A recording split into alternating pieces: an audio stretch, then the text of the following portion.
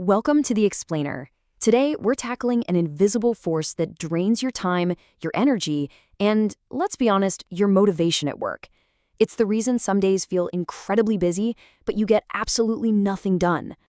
Let's just start with a question. You ever have one of those days? You've been running around, your calendar is a mess of back-to-back meetings, but when you finally log off, you can't point to a single meaningful thing you actually accomplished? Yeah, if that feeling sounds familiar, then you've probably seen some of this stuff. You're busy approving things, aligning on calls, filling out reports, and jumping between like a dozen different apps.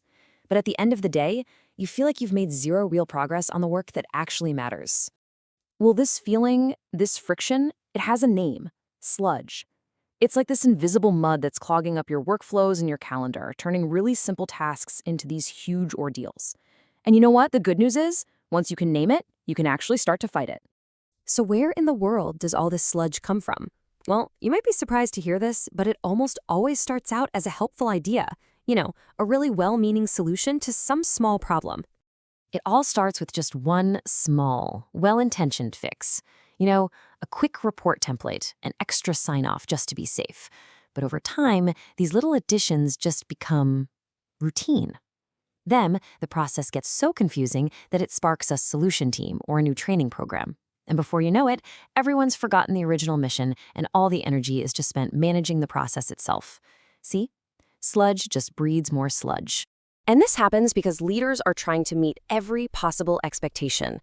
They've got to be cost-efficient and innovative and socially responsible. So they open the door to endless solutions from every direction. And what you get is overload, chaos, and this all-you-can-eat buffet of new plans that nobody has the time or energy to actually digest. Okay, so before we talk about fixing this whole mess, it's really important to acknowledge the clever, unspoken ways people are already surviving the sludge every single day. These are basically pragmatic self-defense strategies. So what do people actually do? Well, they might start avoiding those time-sucking meetings, or maybe they push admin tasks to someone else. They might even practice what's called symbolic compliance, nodding along at the strategy retreat, saying all the right buzzwords, and then going right back to doing things the old way. Look, these aren't acts of rebellion. They're totally rational survival tactics in a completely overloaded system. But let's be real. Surviving isn't the same thing as thriving. So the crucial point is, how do we actually clear these blockages and get back to doing work that feels valuable? Let me show you a really powerful real-world example. All right, check this out. In a group of intensive care units in the Netherlands, the staff had to record 122 different data indicators for every single patient. Just let that sink in. 122 data points over and over again. After a massive de-sludging effort, where they really sat down and questioned what was truly essential, they managed to slash that overwhelming list all the way down to just 17 critical indicators, from 122 down to 17. And the results this produced? Absolutely brilliant. Administrative time was literally cut in half. The staff felt energized, they were less drained, and here's the most important part. Patient outcomes stayed exactly the same. They successfully got rid of all the noise so they could get back to the work that actually matters, caring for patients. So how can you apply this kind of thinking? Well, let's use a simple plumbing metaphor. First, you've got to protect the beginning of the pipe. You install filters. Maybe you require a simple one-page case for any new project. If the benefit isn't crystal clear, it just doesn't get into the system. Next, you have to tackle the work that's already in the pipe. This is all about finding and fixing the blockages that are already there. You run some simple audits, and you start asking the tough questions. Which approvals are just bottlenecks? Which of these weekly meetings produce zero decisions? Which systems are making us do the same work twice? And finally, you have to protect the end of the pipe.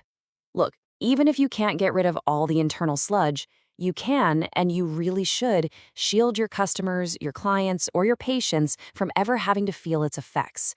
You can do that through smart centralization or automation. This toolkit is powerful, for sure. But for real long-term change, we need a fundamental shift in our mindset. From constantly adding more stuff to thoughtfully and courageously subtracting what's just not needed anymore. This is something called institutional minimalism. It's the simple but kind of radical practice of editing and simplifying rather than decorating and complicating. The core question just flips from, what can we add to fix this, to, of all the things we're doing, what here actually deserves to stay? And it's also so important to realize that this complexity, it doesn't affect everyone equally. Senior staff can often find a way to bypass the clunky systems or hire some help. But junior employees, they have to follow every single step every single time. They feel the full crushing weight of every extra form and every redundant process. So this is the big idea, the one thing to take away from all of this.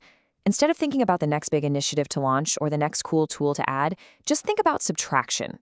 Ask yourself this simple, powerful question. What is one small thing, one report, one meeting, one approval step that you could remove tomorrow to make work just a little bit lighter, a little more focused, and a whole lot more meaningful for everyone?